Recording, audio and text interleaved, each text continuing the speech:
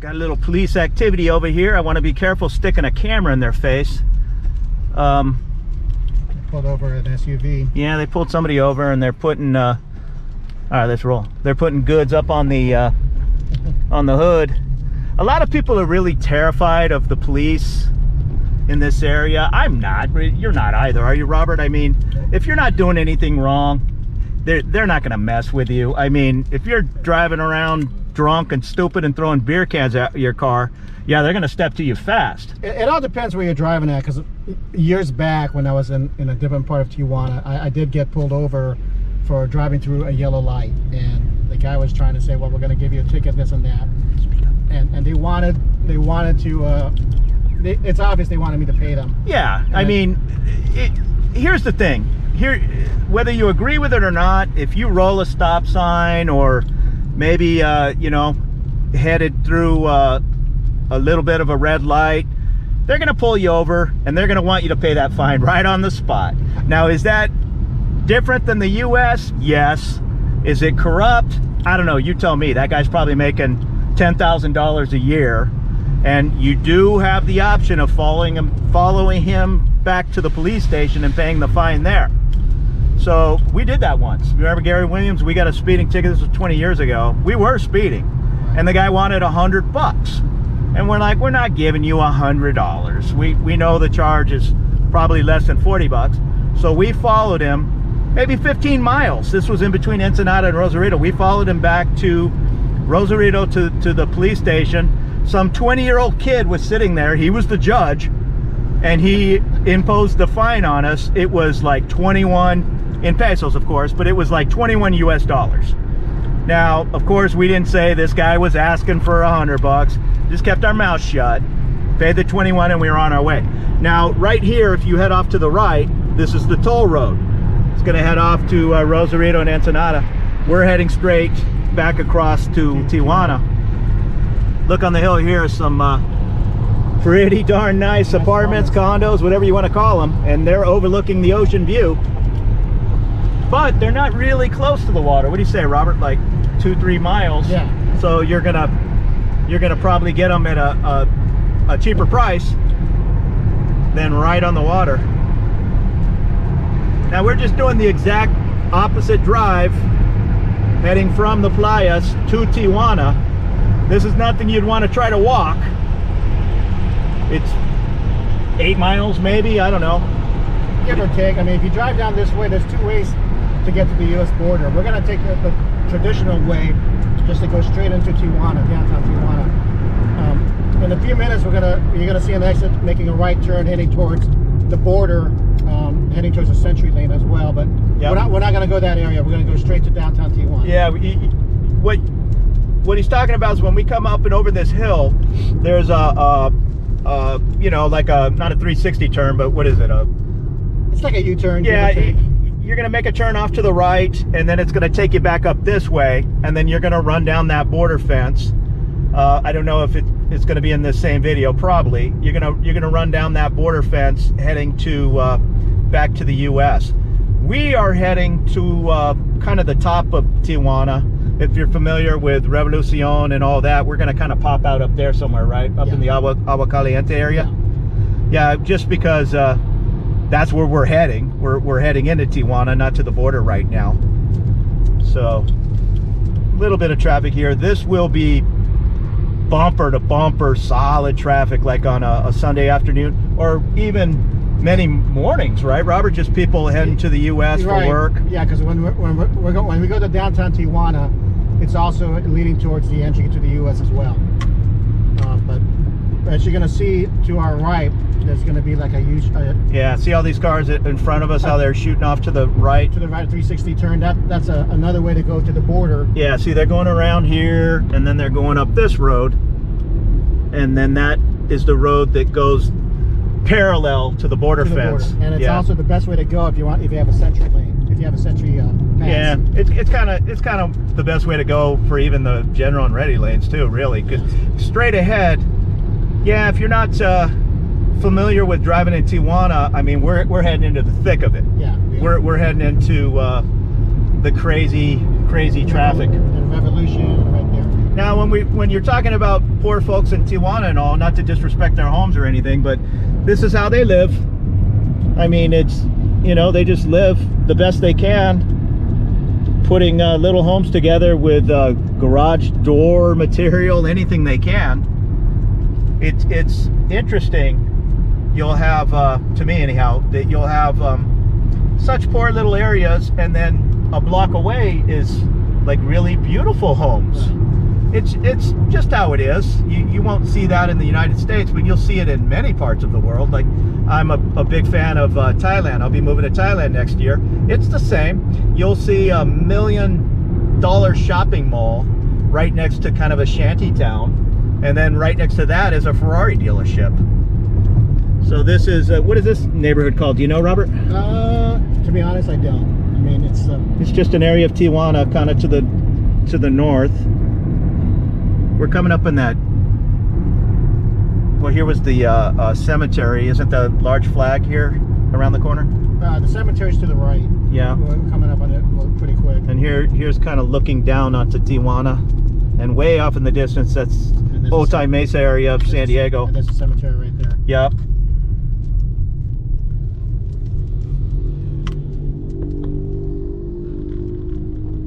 So it's again, it's so strange to me. Folks will make comments on my video about, you're such an idiot for going to only a fool would go to Mexico, and you're gonna be killed, and the cartel's gonna get you, and on and on. And I just don't see it that way. I mean, do you, Rob? I mean, my experience of coming to Mexico, I mean, just friendly people. I mean, you just have to. If you're looking for trouble, you'll find it. Right. I mean, you just have to treat the people here with respect. I think that's the most important thing. Now, if you speak the language, that helps a lot. I mean, but if you just come down here... I don't speak the language. But if you just come down here to show that you're a good tourist... Right. And you're here to enjoy the atmosphere, the culture, for the most part, you're not going to have any problems. Yeah. Now, of course, you have to know what areas to go to, because there are some dangerous areas. Sure, well, there's dangerous areas in the United States you want to avoid. But to generalize that all of Mexico or all of Tijuana is, you know, you have a 50-50 shot of making it out alive, that's just a crazy statement in my view. I mean, I've been coming down here for 40 years, and I've never had anything I'll call a problem. Yeah. You know what I mean? If I had some unusual things happen, sure I have. I mean, if you pull into a restaurant and there's a bunch of little 5-year-olds standing there demanding 10 pesos to watch your car, I recommend you give them the 10 pesos. Exactly. I mean, you might say, I'm not being extorted or whatever, but hey, you know, what's 10 pesos compared to a key down the side of your car? You're trying to help them out a little bit. Exactly. I mean, again, you're not going to see this in the United States at 8, 9 o'clock at night, a bunch of little kids standing in a parking lot at a restaurant hustling change, but you're not in the United States, you know, you're in Mexico. Right. So, and they're trying to make a living. So you just exactly, have to understand that. Exactly. But if you want to come at it with an American outlook or European outlook or whatever, that how dare he ask me to watch my car or whatever, hey, you know, you might have a problem. Right. So again, if that's going to be a reason to not visit Mexico or think the whole country is garbage or whatnot, hey, that's on you. that's on you, because just some things you have to be a little bit flexible on. We were just at the grocery store, and how old was that lady? She must have been almost 70 years old. She's probably 70. Who was bagging groceries, and I will almost guarantee she works for the change, right? Yeah. The little bit of change that folks give her.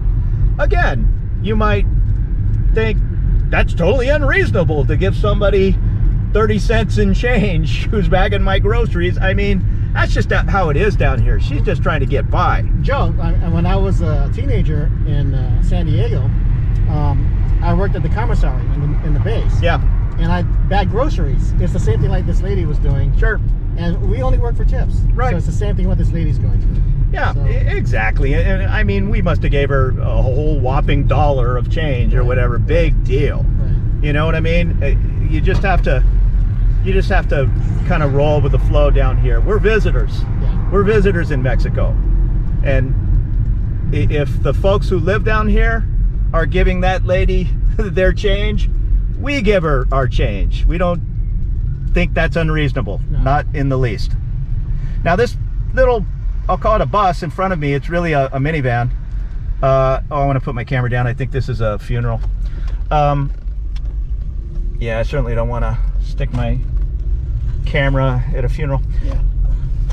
These micro buses, this is a nice one though. This is a Mercedes, but usually these Nissan and Toyota vans, I've rode them many times. I think they're 10 pesos, right, Robert? Yeah, it all depends. 10, 20 pesos. Yeah, and there's even some buses like you could go downtown Tijuana and ride a bus all the way down to Rosarito. You could do that also. Well, like this street we're on, I've taken these minibuses. You'll have to take two.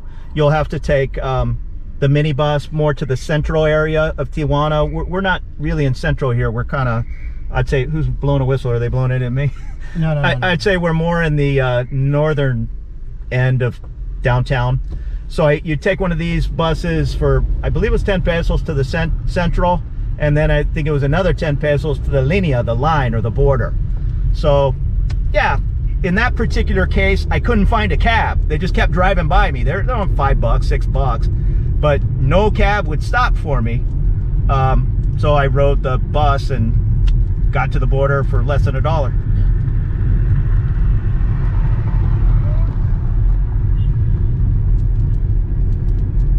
So now we're in, I would consider this downtown Tijuana. Yeah, we're in downtown. Yeah, and I mean, you could live here.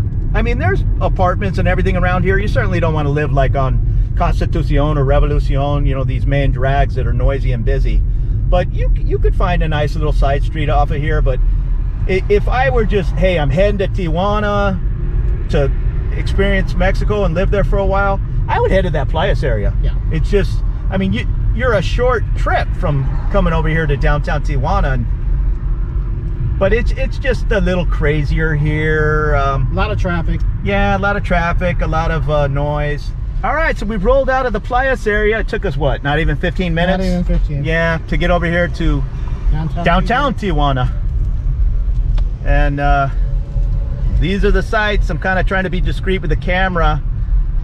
Some people don't appreciate being filmed. Right. And I understand that, but to your left, if you can see here, that's a Catholic church, and sometimes I go visit there from time to time. Yeah, I've walked by it too. I've walked by in the early evening when they're doing like a 5 o'clock mass or something. It's real nice. Yeah.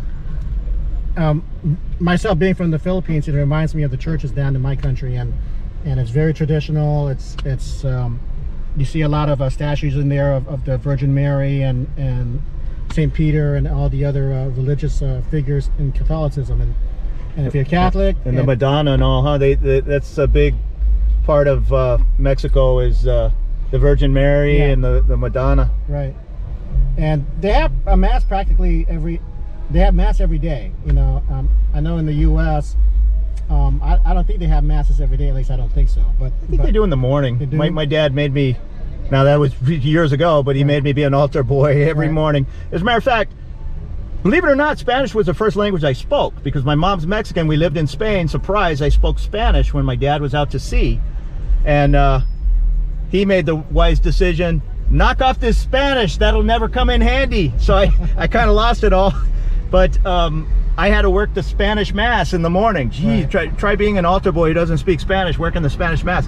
Hey, do you think they do an English Mass? There must be an English Mass somewhere. No, in Tijuana. I haven't seen any. No? I think they're all traditional Mexican. Yeah. I mean, so. Well, if you're gonna live down here, you better learn some Spanish. No, and that's the thing, Joe. I mean, if you're gonna be in a foreign country, you gotta prepare yourself to try and speak the language. I mean, that goes a long way. Yeah, in Spanish, it really isn't that hard. I'm just lazy, and I don't speak it enough. I mean, I can understand 9 out of 10 times what they're trying to say to me.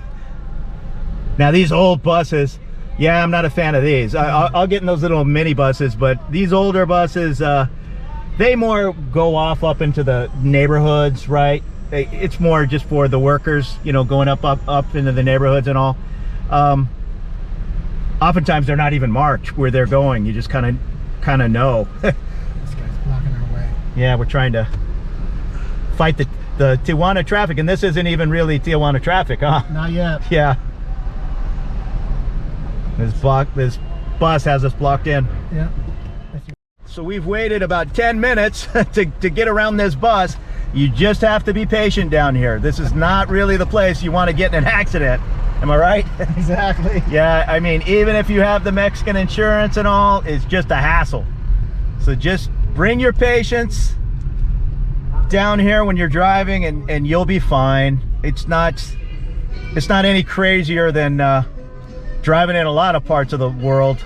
I'd say it's a little crazier driving down here than in San Diego. Oh yes, that's for sure. But it's not anything I'd be terrified of. Just make sure your car's insured. Check down in the description of my video. I did a whole video on the importance of Mexican car insurance and you know, not driving down here just with your U.S. policy only. That, just briefly, that U.S. policy, it may cover your car and the damage to your car, but it's not going to cover the liability to the other car. And more importantly, when the police show up, they're not going to care. Am I right, Robert? They're not going to care that you have U.S. insurance. They're going to say, where's your Mexican insurance? You don't have any? Where's your cash? Exactly. And they don't care if it's a $5,000, $10,000 problem, or God forbid, way more than that. You don't pay, you're not going anywhere.